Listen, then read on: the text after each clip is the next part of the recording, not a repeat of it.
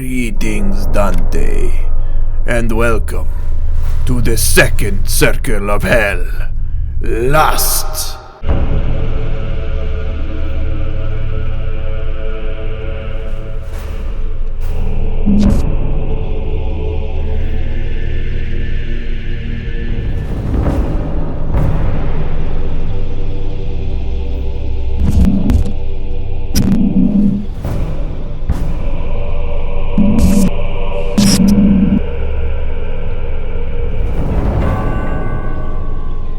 Lusting after carbon dioxide. That's right, we're all out of it. Completely out of it. Dante, you go in the corner. Everybody puts Dante in the corner. We're completely out of CO2, and it's a big problem because we can't grow any more plants.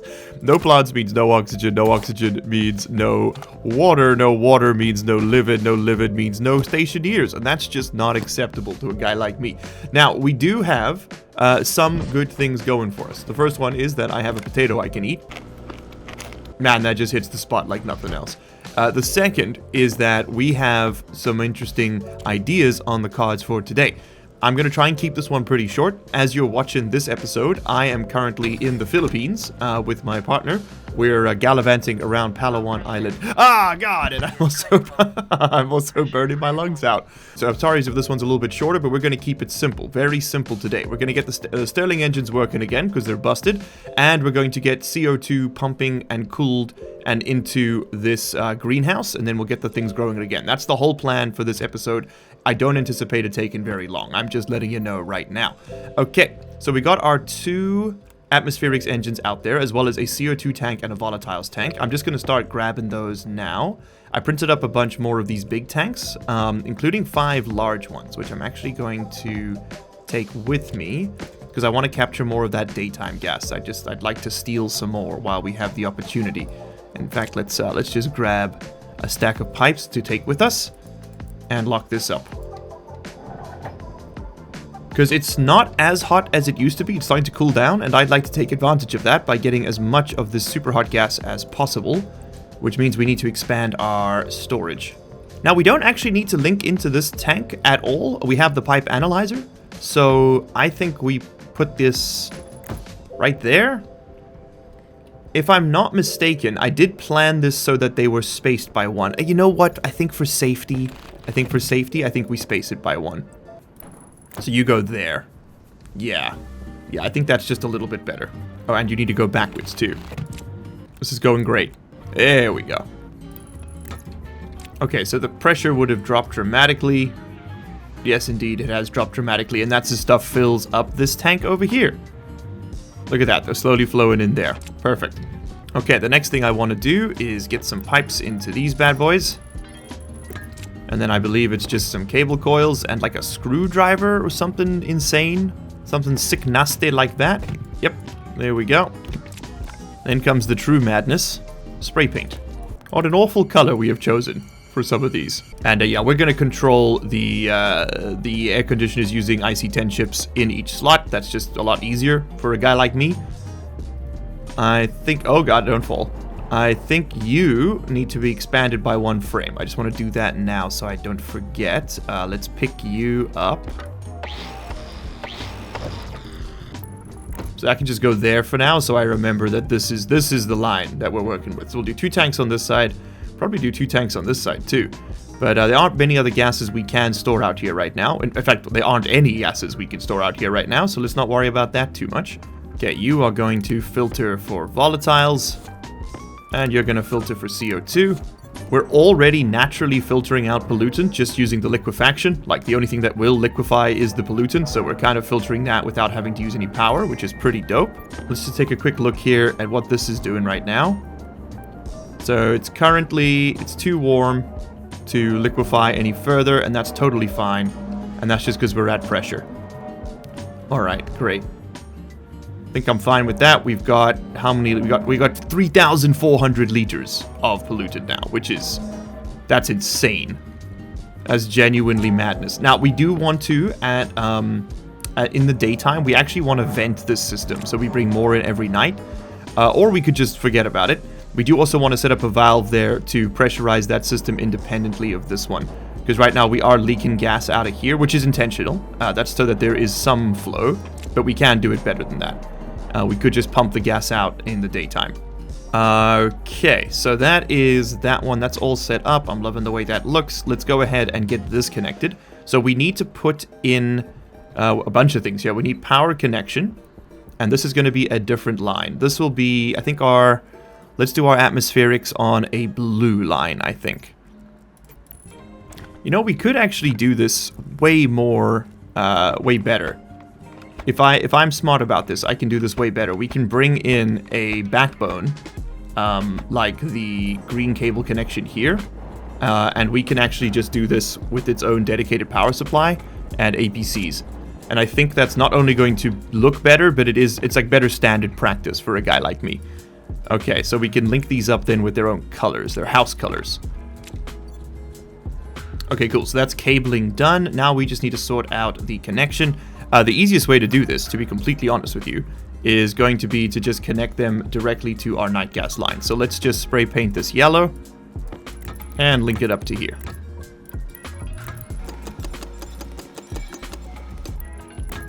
Okay, so now the way this is going to work is our gas comes in from the big tank. It flows down this line. The CO2 gets filtered out of here. Everything that's not CO2 gets dumped out into the line again, and then it gets filtered again for volatiles. Everything that's not volatiles gets dumped back into the line, meaning that our CO2 and volatiles will get stripped off into their relative tanks, and everything else will just get put back in the line, which right now will just be pollutant, which is what we want to liquefy anyway. So that's perfect. And actually, those two systems feed each other. Now, storing a ton of hot CO2 and hot volatiles sounds like a great idea, and honestly, we're going to just let it run for now. We're just going to turn both of these on, but they don't have power, so let's go get them power, and then we'll just leave them running, and we're also going to get IC10 chips so that we can make sure they don't over-pressurize. The code will be identical for both of them. Then what we'll do is we will split lines off, running on top here, from both of these tanks, and then cool them down using our passive generators. But before we do anything, I also want to check as to why these Stirling engines turned off. Ah! I see the problem. That's not supposed to look like that. So this thing over-pressurized. Fuel tank is destroyed. Thank you, I can see that. Okay, put you back on. That explains why this blew up. If I put you back in, I have already set these back up. Yes. Okay, turn you on. What's wrong with you? There we go. That's the volume pump. That's the input analyzer. Output analyzer. Clearing pump. No device. Okay, so why did this overpressurize? You're at 12 kPa. 11 mega... Okay, we're doing 5 grams of power. That's not right. That's not right. I have a suspicion I know what the issue is, and I think it's because I flipped my code. I'm going to put this back here, because it did work before. I'm a bit worried it is going to blow everything up. Control X. Control V. Clear that. Confirm. Export. Chuck these back in. See how this does? It's setting that... Oh, I just need to leave this on. That's the problem. That's the problem. The code was working. Sorry, I forgot. The volume pump isn't turned on. I shouldn't have turned that on. We need to change this again. Put that back where it was. The volume pump, this code doesn't turn the volume pump on and off. It just adjusts the setting. I need to leave it on. I turned it off so that it wouldn't keep pumping gas into the line earlier when we noticed it wasn't working. Okay, so you're going to pump into there until we get to 11 megapascals. But then you should stop. I don't know why that blew up. Something must have gone wrong. And I assume it was that I was setting the volume pump on constantly, even though we shouldn't have been. Okay, they've turned themselves off. And that's still pumping gas in, which is good. We wanted to do that. We wanted to do that. We want to keep moving gas into there. So why are you turned off right now? Ah, it's too hot outside. That's why they turned off. Okay, okay. It's just too hot outside. Well, the simple truth, we don't actually need that sensor outside anymore. We want that in this room, don't we? Yeah. Yeah. That was just to keep it running at nighttime. We don't actually need that functionality anymore. In fact, it's kind of slowing us down now. This actually needs to be inside our room now. The temperature inside the room and outside the room are, at the moment, going to be very similar. But we mostly just need it in...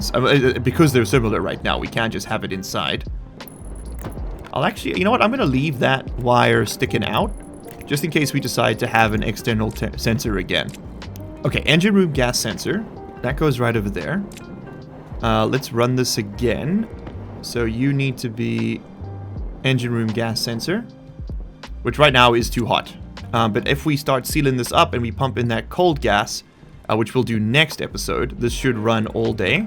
So this can run until the internal temperature gets to like 300, which I believe we check here. So 130, forget that. Let's make this like 300. And we'll have to just tweak that as we go, because I don't actually know what the ideal running temperature in here is going to be. Like, I don't know what constant rate we can get to. As long as we have 100% fuel efficiency, I don't really care how hot these engines get. I suppose we just want to make sure the working gas also doesn't get too hot, but that's something else we can add a pressure test for. Okay, yeah, because look at that. Engines are starting to weaken, which isn't great. Let's do a quick solar fix. And I'm also going to pay attention to the temperature and make sure we are capturing hot gas, because we might not be getting that 1000 C anymore we were before. I might have missed the boat on that one, which hurts. Okay, either way, let's go ahead and grab this. We're at 705 C. Yeah, no, we're nowhere near where I want to be for temperature, which does suck, but oh well. Okay, so this thing only turns on right now if it's over 750. We're not going to get anything at that rate, so let's go ahead and tweak this. Let's make you, if you're over, right now if you're over 700, you can turn on. At least we're getting something in the day. And there we go. Those are now on. Okay, great.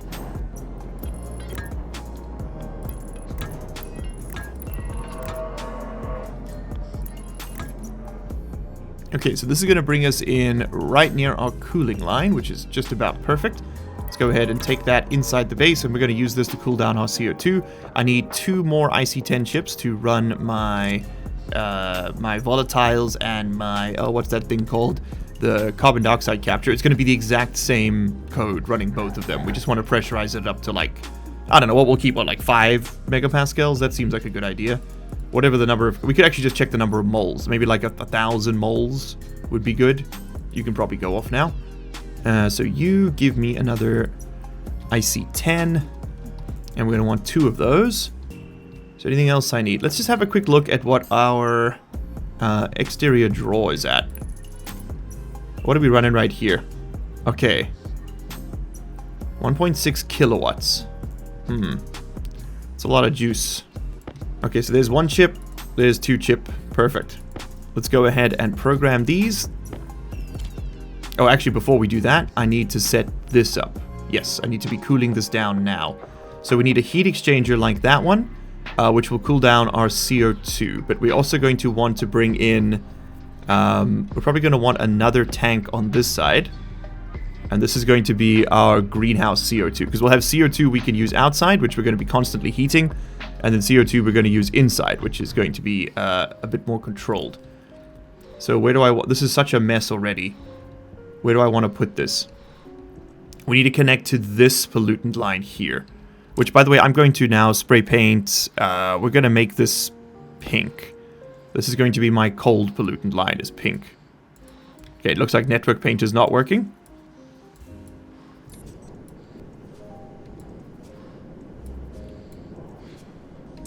And honestly, I'm just going to reuse this line here. This is our, what do you call that thing? This is our, like, greenhouse cooling setup, which in the previous episode I'd said I'm going to keep. Yeah, that was a lie. We're going to rip this thing apart like nobody's business. Okay, and I want this to live... Where am I going to put this? I want to bring a CO2 tank in here, like a dedicated tank just for storing carbon dioxide at 15C. And the reason for that is I don't want to try and cool down a ton of it at once. It's going to overwhelm our very mediocre cooling setup. So I think instead what we're going to do here is we're going to place it like there. I just need to take out this red line, which currently does nothing anyway. That was our old, that's our old volatiles line, which I think I'm just going to tear apart here. Let's get those pieces back.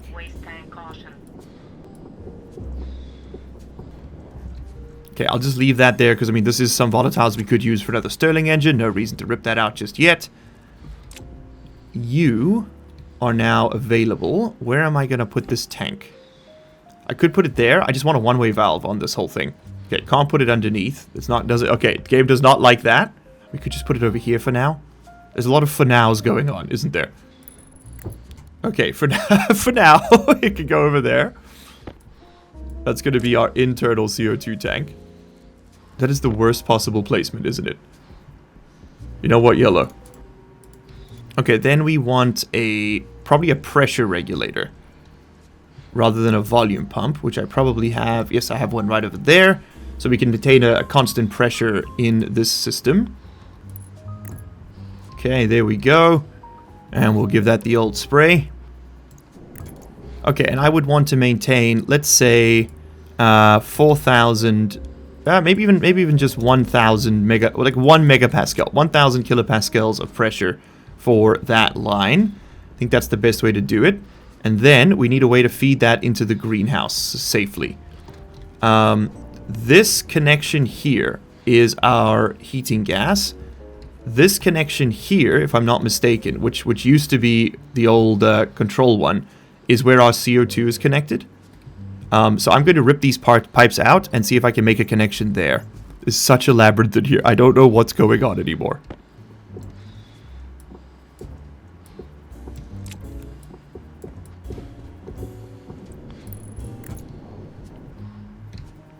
Okay, we're going to want to then cool down these tanks. Perfect, which we would do with a liquid gas heat exchanger, which can honestly just fit right over here for now. This is so scuffed, I hate it.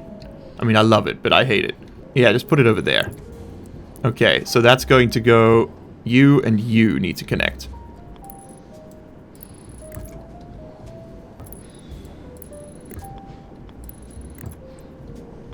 All of this is going to get moved at some point in the future, definitely. Promise, definitely that's going to happen, for sure. Okay, at the very least, we now have all the systems we need to cool down CO2 once it's put into this pipe. So let's go do that. We also want to then connect said CO2 to our greenhouse, which I think needs to come in right over here. And we can actually take out that, we can take out this filtration unit that was siphoning CO2 out of this room. Oh, out of the old pipe network. We don't need this anymore.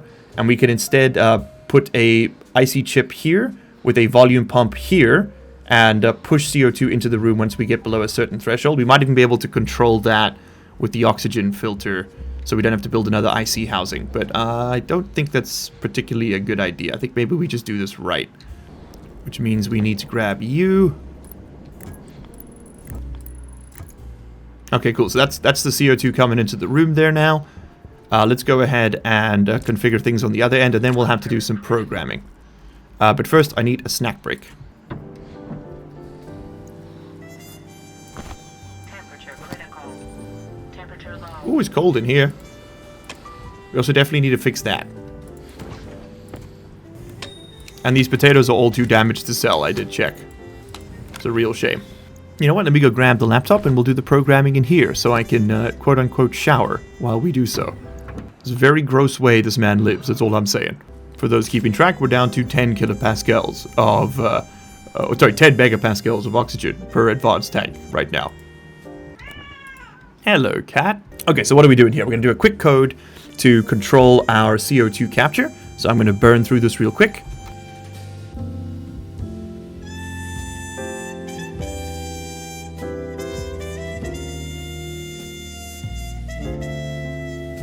Okay, so here's the code. It's super simple. First, it's going to wait for a couple seconds. Then it's going to check the tank pressure. If the tank pressure is less than 5 megapascals, it'll turn the filter on. If it's more than 5 megapascals, it'll turn the filter off. Done.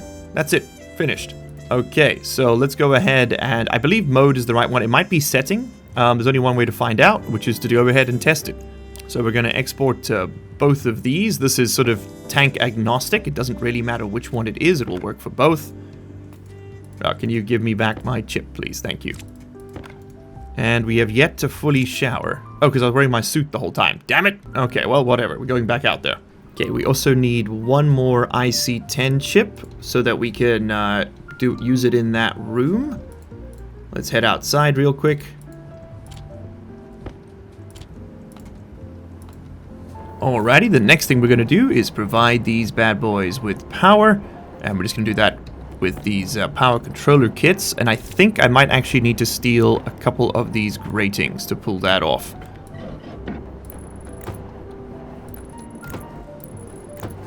Battery in, turn it on, close it up.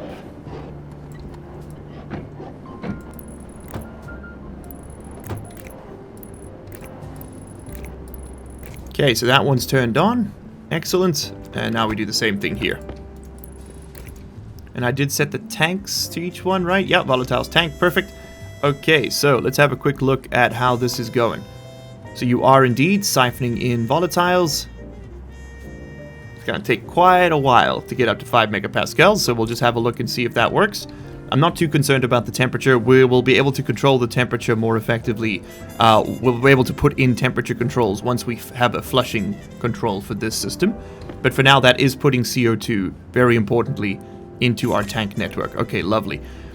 Now, it would be better to check a pipe analyzer rather than the tank pressure, because the tank pressure is always going to be lower than the pipe. But we're so below the threshold for the different pipes that I'm not too worried about it, like the explosion threshold. Okay, so what we're going to do now is go and grab the final piece of today's puzzle, which is going to be that IC housing. We're going to set up the control for the CO2 into the greenhouse, and hopefully we should see it start cooling down. Now, where are you going to get power from? That's actually a very important question. We need you to be able to be controlled from the same network. Like, we need to be able to put CO2 into this network when it runs low, which means I want you controlled from in here. Which means I need you connected to this. Which I suppose can come in here. I think this whole water production network is going to move because we don't have our volatiles out here anymore. So this whole thing can actually just get pulled up. Let's do a little bit more cleanup here. I see no reason not to connect our tank here, so I'm just going to do it. That way we've got the data should we want it.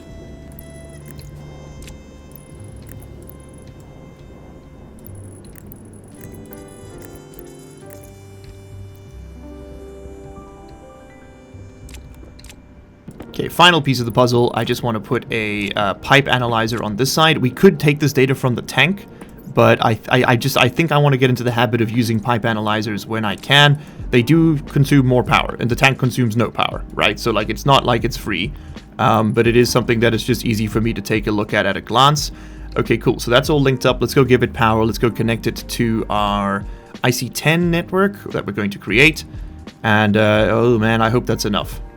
Okay, yeah, so now this whole system can get ripped apart. We don't need it anymore. Right? Am I wrong about that? We can't put O2 into this network, but we don't want to put O2 into this network anymore, do we? No. No, that's how you were siphoning O2 out, was from that pipe. Okay, so we just need to move that around. This can get ripped out in its entirety. We don't need it any longer. At least I don't believe so. What are you doing for me? Let's just have a look here. I don't remember what that chip does. Okay, this was the one controlling our, this was the one controlling that volume pump, which honestly we could just reuse. Which means we can probably save this for that. And we can stick you, this will be our IC10 controller. It's going to connect to that power over there. So you could probably just go right here.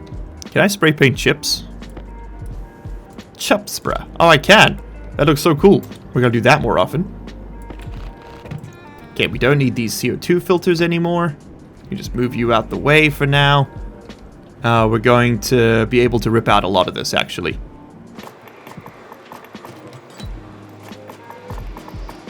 Okay, we can actually take power from the room at the bottom here, and then we can use these cables on top for data. That seems pretty sensible to a guy like me. Perfect. And we do need to connect power to the brown network too, though, which will probably come from a transformer like this one. We'll probably do another one somewhere. Oh god, what a maze. What a maze. Yeah, this can get pulled up. We don't need that right now. Should honestly really just get rid of these batteries as well. Hydration critical. Oh, shut up, you're fine.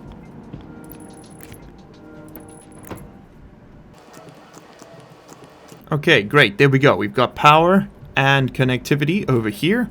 In fact, that does mean we can now separate these lines again, just even further. I genuinely don't see any reason to keep those connected.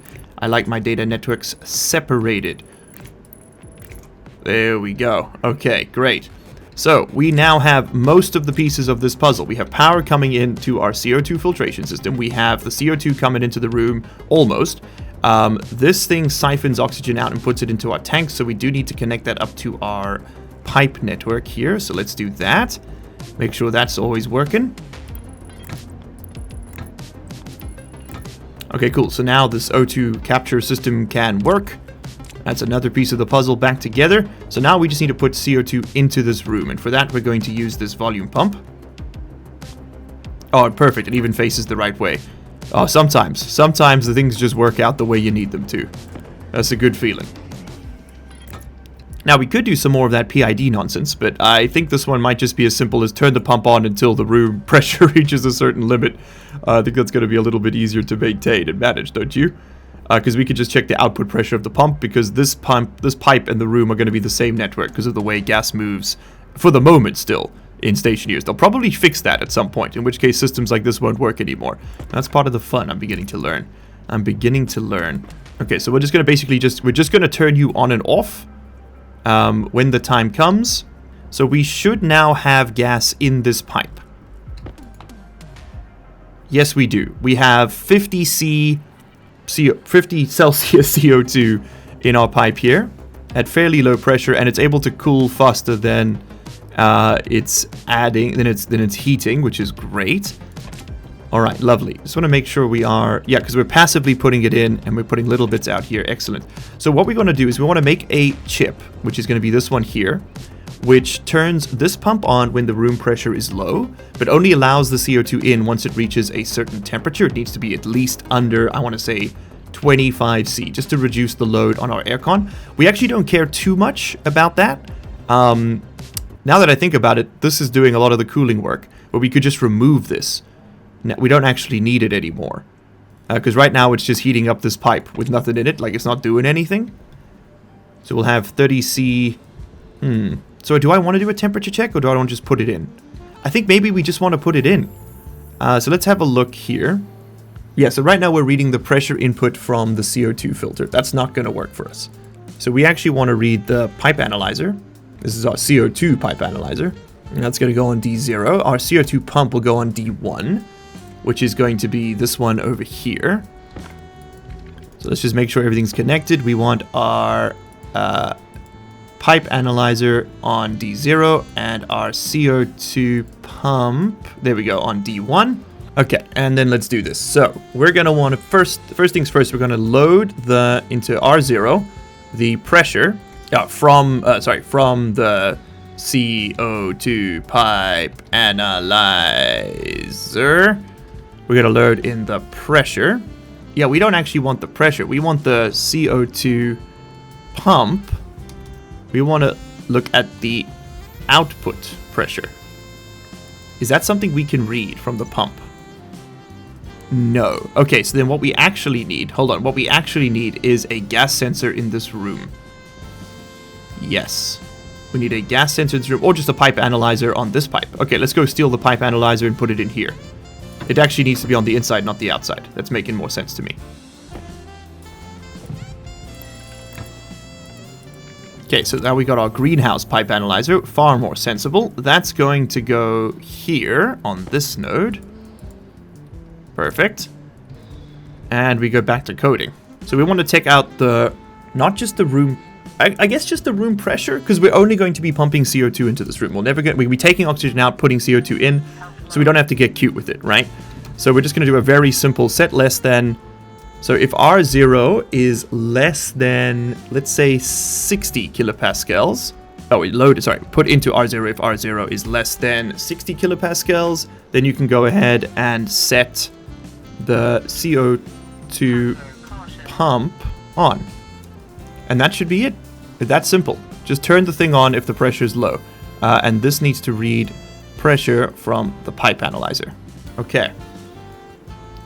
That should work. I'm going to let you sleep for like 3 seconds. Confirm, export. Let's chuck this in here. 1, 2, 3. Okay, turns it on. And we should see the pressure in here start to rise. Yes, it is. Very slowly, but it is rising. Okay, perfect. And we actually are losing pressure there. I just want to see. I don't know what speed the pressure regulator can keep up with. I just want to make sure that temperature keeps dropping. Let's go down a little bit again. Pressure's rising. That's probably mostly just because my my coolant is getting warm. We need to automate that too. But there we go. We do have CO2 coming into this space now, at least. Okay, we can clear out all the dead ferns. The garden of our demise is soon to be cultivated once more. We still have 19 liters of water. Okay, this is going to very slowly put CO2 back into the space. And now I want to link up this. This is my cold gas line, my nighttime cold gas line. We just want to link this back up again. So we can reclaim some of these resources. Last little bit. Link that up so that this air conditioner works. Just it's going to be a backup until we get our proper passive air conditioning working. It's power hungry, but we have power, so I'm not too worried. Okay, let's go figure that out. Why are you so slow? You seem like you are very slow. Should this be setting and not mode? I don't know. Someone in the comment section tell me. Is that supposed to be setting or mode that these chips are programmed to? I feel like I've got the wrong one. Anyway, I came here to connect the night gas line, this one here, to the to the greenhouse. And where does the hell does that come out? Over there. I see it peeking through. Okay, so we just need to connect underneath that heat exchanger. Okay. And you've got power not because the Stirling engines are working, but because we had a storm last night. You have blown up again. And we've lost some more soldiers this time. Okay. Clearly, there is something wrong with this setup. And we're gonna have to fix that. Okay. It's being very expensive. Someone can tell me why the hell that keeps blowing up. That would be great. Yep. Oh, we gotta vent this place out again, too. Keep using my jetpack in here. Okay, our pipe network here is at 40C. These two systems are now fighting against each other because we're actually cooling. We're actually not getting free cooling anymore. We're losing juice there, but whatever. We'll figure that out. We'll figure it all out. We don't want to cool down the... This was a stopgap. Okay, hold on. I need to do one more thing before we finish. We don't want to cool down the air conditioner exhaust using our heat exchangers because that's going to then heat up this pipe, which is going to heat up this pipe, which is going to heat up this pipe, which is what that is trying to cool. So we're just kind of dumping heat in a loop for no reason. So let's strip this out and just connect it up to the ceiling, and we're just going to dump heat into our atmospheric nighttime collection gas because it's free if we do it that way. It's lazy and free. The best combination. And look at that, we even get a little bit of pipe back. Stunning. Okay, final bit, then we're done. And I need someone to tell me what the hell I've done wrong. Also, here, quickly, before I forget, here is the, if I edit, if I go library, if I bring up the backup Stirling engine, here is the code that is blowing up that tank. I'm going to scroll through it. Please pause. If anyone can tell me why this is blowing up my tank, I would be incredibly appreciative.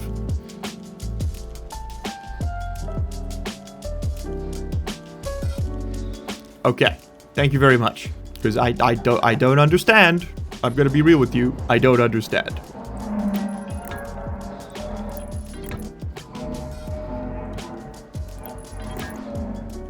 Okay, there we go. Now the air conditioner can just dump heat into this line instead. Far more sensible.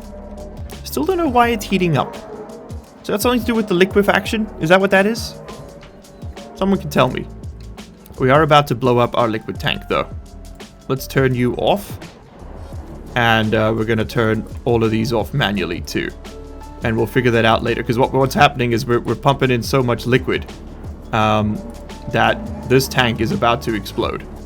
This one right over here. This thing can't keep up with how much we're putting in. Alright, that's a lot of emotes, though. Ah, okay, there we go. Some of those moodlets have been dealt with. Everyone, thank you so much for hanging out today. It's been an absolute pleasure playing some Stationeers with you. I've had a ton of fun, and I'm going to see you all in the next episode. Please, if you know why my code is blowing up my tanks, I would love to know. I don't have time to sit there and watch it.